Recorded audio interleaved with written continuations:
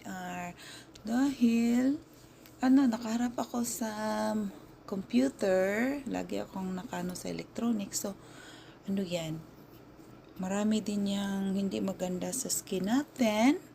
Kahit naglalagay na ako kanina ng, I put earlier a sunblock. So, ngayon maglalagay ulit ako ng, yun kanina? Yung regular sunblock lang. Pero maglalagay ako ngayon ng tinted.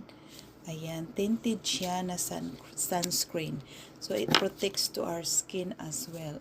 Tingnan nyo guys, itong curl na buhok ko yan is from, pa yan? Thursday. Oo, kasi nag-half bath lang ako, So, nag-half bath ako.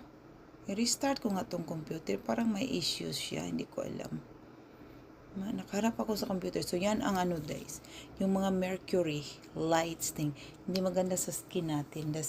Because it's not even, not like, even you're not on the sun.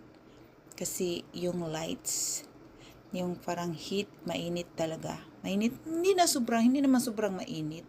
Kagaya nung nasa nasa farm or sa labas, yung mga weather temperate, mga hot temperature, ganun.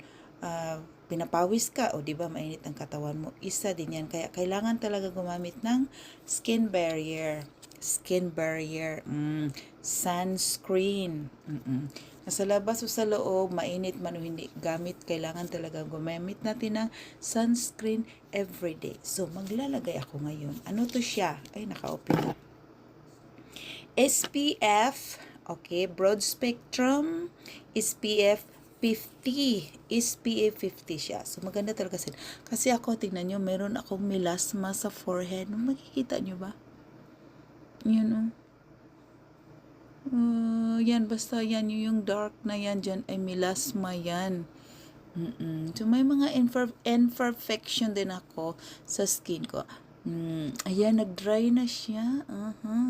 Yan siya? Yan ang reason na nag-start akong gumamit ng Beauty Vault. So, ngayon is my second day. Second day kong gumamit ngayon.